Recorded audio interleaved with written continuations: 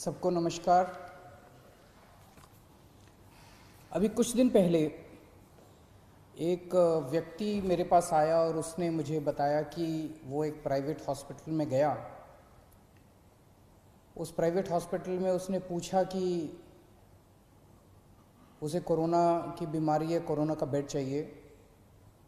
पहले उन्होंने मना कर दिया। जब वो बहुत गिड़गिड़ाया तो उन्होंने कहा 2 लाख रुपए लगेंगे। मुझे विश्वास नहीं हुआ। अभी कुछ दिन पहले फिर एक दिन एक टीवी प्रोग्राम पे, लाइव टीवी प्रोग्राम के ऊपर एंकर ने एक हॉस्पिटल को फ़ोन किया। हॉस्पिटल से पूछा, जी कोरोना का मरीज है हमारे फैमिली में, हमें बेड चाहिए। हॉस्पिटल ने मना कर दिया। जब वो गिड़गिड़ाया तो हॉस्पिटल ने लाइव प्रोग्राम के अंदर कहा दूसरी तरफ से कि 8 लाख रुपए दे दो, बेड का इंतजाम हो जाएगा। मैं ये नहीं कह रहा कि सारे प्राइवेट हॉस्पिटल खराब हैं। दिल्ली की स्वास्थ्य सेवा के अंदर प्राइवेट हॉस्पिटल्स ने बहुत अहम भूमिका निभाई है। दिल्ली के लोग प्राइवेट हॉस्पिटल्स के इस कंट्रीब्यूशन को सलाम करते हैं। लेकिन कुछ चंद प्राइवेट हॉस्पिटल्स हैं जो इस महामारी के दौरान भी इस तरह की गलत हरकतें कर रहे हैं। पहले कहते हैं बेड्स नहीं है, और जब और इंसिस्ट करो तो कहते हैं 2 लाख रुपए दे दो, 5 लाख रुपए दे दो, 8 लाख रुपए दे दो। इसको बेड्स की ब्लैक मार्केटिंग नहीं कहेंगे तो और क्या कहेंगे। तो ट्यूसडे को, मंगलवार को, पिछले हफ्ते मंगलवार को हम लोगों ने एक ऐप लॉन्च किया।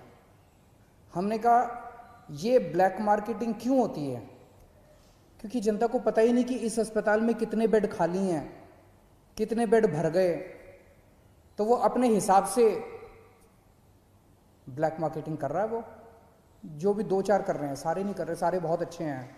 फिर से मैं कह दूं कि सारे प्राइवेट हॉस्पिटल्स बहुत अच्छे हैं, 2-4 हैं जो बदमाश हैं। अगर हम इसको, हमने ये सोचा अगर हम इसको सारी जानकारी को ट्रांसपेरेंट कर दें, अगर हम जनता को बता दें कि भाई इस अस्पताल में इतने टोटल बेड हैं, इतने खाली हैं, इतने वेंटिलेटर हैं, इतने खाली हैं, तो जनता को सब पता चल जाएगा। फिर तो कोई गड़बड़ नहीं कर सकेगा। और पिछले मंगलवार को हम लोगों ने ये ऐप लॉन्च करके दिल्ली सरकार का, और सारे अस्पतालों की लिस्ट डाल दी कि किस अस्पताल में कितने बेड हैं, कितने खाली हैं। और फिर तो जो बवाल हुआ, मतलब ऐसे टूट के पड़े कई लोग इसके ऊपर, जैसे हमने कोई गुनाह कर दिया, जैसे हमने ये इंफॉर्मेशन डाल के गड़बड़ कर दी। अब लोगों को पता है कि इस अस्पताल का ये लिखा हुआ है, इसके अंदर 20 बेड हैं, खाली हैं 20 बेड, लेकिन ये बेड नहीं दे रहा। जब उसके पास जाओ तो कहता बेड नहीं है, झूठ बोल रहा है। 2 चीजें, इस बेड को अपडेट हम तो कर नहीं रहे, इन्हीं सबको हम लोगों ने पासवर्ड दिया हुआ है। तो उस ऐप के ऊपर अस्पताल खुद अपडेट कर रहा है कि मेरे इतने बेड खाली हैं, और फिर कहता है बेड नहीं है। तो दोस्तों, इसको तोड़ने में ये जो कुछ लोगों ने, चंद लोगों ने माफिया बनाया हुआ था, इसको तोड़ने में थोड़ा समय लग रहा है। ये पूरे के पूरे एकदम से रिएक्ट कर रहे हैं। कुछ इनमें कुछ चंद अस्पताल दिल्ली के इतने पावरफुल हो गए हैं, सभी पार्टियों के अंदर उनका पहुंच है, ऊपर तक पहुंच है। अंदर प्राइवेट में धमकी दी है उन्होंने कि हम नहीं कोरोना के मरीज लेंगे, जो करना है कर लो। मैं उनको कहना चाहता हूं, कोरोना के मरीज तो लेने पड़ेंगे तुमको। आप लोगों को दिल्ली में अस्पताल बनवाया था, पैसे कमाने के लिए नहीं बनवाया था। आपका अस्पताल बनवाया था दिल्ली के लोगों की सेवा करने के लिए। ऐसी महामारी के दौर में मोस्टली अस्पताल सेवा कर रहे हैं, मोस्टली अस्पतालों का पॉजिटिव एटीट्यूड है। लेकिन जो 2-4 अस्पताल इस गुमान में हैं कि वो अपनी दूसरी पार्टी के अकाउंट जो बैठे हैं उनके जरिए वो अगर कुछ करवा लेंगे, वो अपनी ब्लैक मार्केटिंग करेंगे, तो उनको मैं आज चेतावनी देना चाहता हूं कि ये बख्शा नहीं जाएगा उनको। कल से मेरी टीम लगी हुई है, हमने 2-4 अफसरों को बिठाया है। जितने ये प्राइवेट अस्पताल हैं, जिस जिसकी लिस्ट है, जिस जिसको कहा गया है कि अपने अस्पताल में कोरोना की इलाज करो, एक एक एक एक के मालिक को कल से बुला रहे हैं, एक एक का मालिक आ रहा है, उनसे पूछ रहे हैं, उनसे साफ साफ कहा जा रहा है कि देखो कोरोना के मरीजों का इलाज तो करना पड़ेगा, इसके अलावा अगर तुम्हारी कोई समस्या है तो बताओ। इसके ऊपर कोई नेगोशिएशन नहीं होगी कि इलाज नहीं करेंगे, इलाज तो करना पड़ेगा। 20% बेड रखने पड़ेंगे। कुछ लोग कहते हैं जी 20% बेड कैसे रखे हैं, हमारी व्यवस्था नहीं है, तो ठीक है 20% मत करो, पूरे 100% बेड आपके कोरोना के लिए कर देते हैं। कुछ लोगों की जेन्युइन समस्या थी, कल से हमारी टीम कल 33 हॉस्पिटल्स के साथ बैठक हुई, आज बाकी सारे हॉस्पिटल्स कवर कर लेंगे, क्योंकि हम नहीं चाहते जिन लोगों की जेन्युइन समस्या है। जैसे एक हॉस्पिटल आया, उसने कहा कि हमारा जी कैंसर हॉस्पिटल है, कैंसर के मरीज आते हैं, वहाँ अगर कोरोना के भी साथ में होंगे तो दिक्कत होगी, ठीक है। तो उन्होंने कहा जी हमारा एक और हॉस्पिटल है जो जनरल है, हम उसमें 40% कर देते हैं, 20% की बजाय इधर का कोटा उधर कर देते हैं। बहुत अच्छी बात है, हमने उनकी बात मान ली। इसी तरह से किसी की कुछ और छोटी मोटी समस्या थी, किसी की और समस्या थी, सबकी समस्याओं का समाधान कर रहे हैं। बस एक ही चीज नॉन नेगोशिएबल है, हमारे दिल्ली के लोगों का इलाज करना पड़ेगा, कोरोना के मरीजों का इलाज करना पड़ेगा, इस पे कोई नेगोशिएशन नहीं होगी। दूसरी चीज ये कर रहे हैं, मुझे कुछ दिन का समय दीजिए, इसके ऊपर मैं मानता हूं कि पहली बार इस तरह से कोई ऐप देश के अंदर नहीं दुनिया के अंदर पहली बार बना है, जो हर अस्पताल के बेड और वेंटिलेटर का डेटा इस तरह से ट्रांसपेरेंट कर रहा है, जनता को बता रहा है, और जनता जाके डिमांड कर रही है। मुझे बड़ी खुशी है कि सारे टीवी चैनल वाले, सारे अखबार वाले फोन कर करके एक एक एक एक अस्पताल की रोज रिपोर्ट ले रहे हैं, कह रहे हैं इस अस्पताल को फोन किया उसने मना कर दिया, इस अस्पताल को फोन किया उसने मना कर दिया। लेकिन इसका कुछ थोड़ा बहुत फायदा भी हुआ है। ट्यूसडे को जब हमने इसको लॉन्च किया था, दिल्ली में सारे अस्पतालों को मिला के 2800 मरीज थे, और उसमें मैक्सिमम दिल्ली सरकार के अस्पतालों में थे।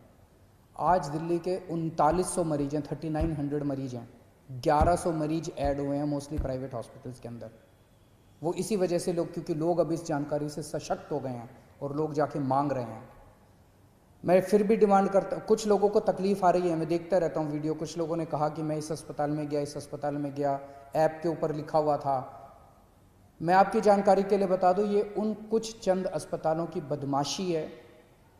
कुछ दिन दीजिए मेरे को, अगर ये अस्पताल नहीं माने तो फिर हम सख्त कार्रवाई करने से बिल्कुल नहीं हिचकिचाएंगे। लेकिन मैं सभी अस्पतालों को बोल दूं कि आपको कोरोना के मरीजों की जांच तो करनी पड़ेगी।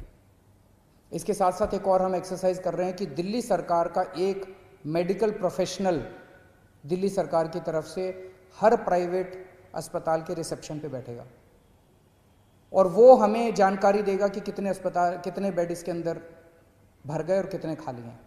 अगर कोई जाएगा तो वो इंश्योर करेगा कि उसको एडमिशन मिले।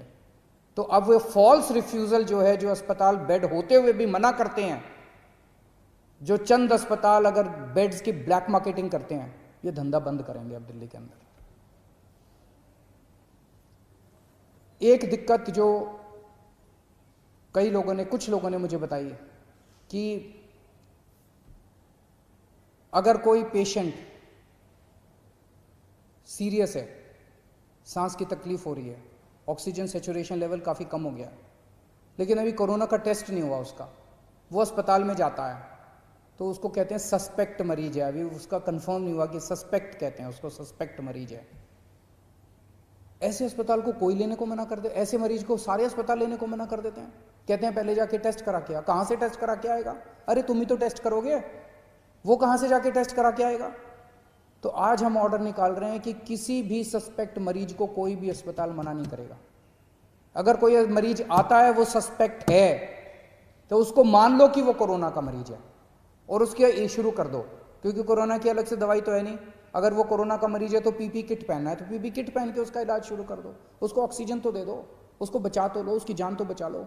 तो आज हम ऑर्डर पास कर रहे हैं, ऑर्डर कि किसी भी सस्पेक्ट मरीज को मना नहीं किया जाएगा और अस्पताल उसका टेस्ट कराएगा, और टेस्टिंग के बाद अगर कोरोना आ जाता है तो अकॉर्डिंगली काम करेंगे, कोरोना नहीं आता है तो उसको नॉन कोरोना वार्ड में शिफ्ट कर दिया जाएगा। कुछ लोगों ने मुझे कहा कि उन लोगों को कल से मीडिया के अंदर कुछ चल रहा था कि हमने कुछ चंद दिल्ली में टेस्टिंग बंद हो गई है, टेस्टिंग बंद हो गई है, टेस्टिंग बंद हो गई है।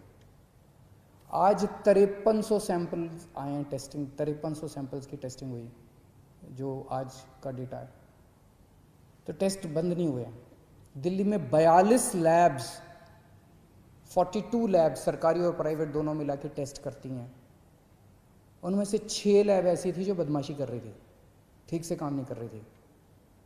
उनके खिलाफ एक्शन लेना चाहिए, नहीं लेना चाहिए? उनके खिलाफ एक्शन लिया हम लोगों ने। 36 लैब अभी भी काम कर रही थी, उन 6 के खिलाफ एक्शन लिया है। 36 लैब अभी भी काम कर रही हैं। तो उनको बचाने की क्यों कोशिश की जा रही है जो लैब गलत काम कर रही हैं? तो उन 6 लैब के खिलाफ एक्शन लिया, 36 लैब अभी भी काम कर रही है, पूरे सैंपल उठ रहे हैं। अगर आपको अपना टेस्ट कराना है, कुछ लोग मुझसे पूछते हैं हम कहाँ जाएं अगर टेस्ट कराना है। सभी सरकारी अस्पतालों के, दिल्ली सरकार के और कई सारे प्राइवेट हॉस्पिटल्स ने भी फ्लू क्लिनिक बनाए हुए हैं। आप किसी भी सरकारी हॉस्पिटल के या प्राइवेट हॉस्पिटल के फ्लू क्लिनिक में चले जाइए, वहाँ पे टेस्ट होता है। दिल्ली सरकार के 17 कोविड टेस्टिंग सेंटर्स हैं पूरी दिल्ली में, आप वहाँ चले जाइए, वहाँ टेस्ट होता है। और इन 36 में से जितनी प्राइवेट लैब्स हैं, वो प्राइवेट लैब्स अपने खुद के, आप सीधे प्राइवेट लैब से संपर्क कर सकते हैं, वहाँ भी टेस्ट होता है। लेकिन मेरी आपसे एक गुजारिश है, हम जितनी भी टेस्टिंग की, आज सबसे ज़्यादा टेस्ट पूरे देश में केवल दिल्ली में हो रहे हैं, सबसे ज़्यादा टेस्ट। और इतने टेस्ट हो रहे हैं कि जो सेकंड है हमसे बहुत दूर है। सबसे ज़्यादा टेस्ट दिल्ली में हो रहा है। लेकिन जितनी भी टेस्टिंग कैपेसिटी कर लें, कमी है, लिमिटेड है। अभी हमारी इस टाइम सबसे बड़ी प्रायोरिटी केवल और केवल लोगों की जान बचाना है। माइल्ड केसेस हैं, एसिम्टोमेटिक केसेस हैं, वो तो ठीक हो ही जाएंगे। कोरोना आया चला जाएगा, जैसे बुखार आता है चला जाता है। जो सीरियस केस हो जाते हैं, जिनका ऑक्सीजन सैचुरेशन लेवल गिर जाता है, रेस्पिरेटरी रेट बढ़ जाता है, उनको बचाना हमारा मकसद है। अगर सभी एसिम्टोमेटिक लोग अपने टेस्ट कराने पहुंच जाएंगे तो सिस्टम कोलैप्स कर जाएगा हमारा। लोगों के मन में दहशत है, इस दहशत को निकालना पड़ेगा। लोग डरे हुए हैं और इस डर की वजह से सब चाहते हैं कि मैं भी टेस्ट करा लूं, मैं भी टेस्ट करा लूं, मैं भी टेस्ट करा लूं। दिल्ली की 2 करोड़ जनसंख्या है। अगर हर रोज 10,000 एसिम्टोमेटिक लोग टेस्ट कराने पहुंच गए तो हमारी लैब तो कम पड़ जाएंगी ना, कितनी भी टेस्टिंग की कैपेसिटी बना ले हम। तो एसिम्टोमेटिक वाले प्लीज टेस्ट ना कराएं, इंसिस्ट ना करें। एसिम्टोमेटिक वाले अगर लोग टेस्ट कराएंगे तो सीरियस लोगों की टेस्टिंग रुक जाएगी। उन सब लोगों से मेरी गुजारिश है कि एसिम्टोमेटिक, जिनको सिम्टम्स नहीं है, कोई सिम्टम नहीं है, किसी तरह का सिम्टम नहीं है, वो टेस्ट ना कराएं। टेस्टिंग की कोई प्रॉब्लम नहीं है। हाँ, हो सकता है कि थोड़ा सा टीदिंग प्रॉब्लम्स हो लास्ट मिनट, अगर कुछ हैं तो मैं उसको ठीक कर दूंगा। हम उसको एक एक चीज़ के ऊपर नज़र रखे हुए हैं, कुछ अगर इस तरह की प्रॉब्लम है उसको भी ठीक कर देंगे।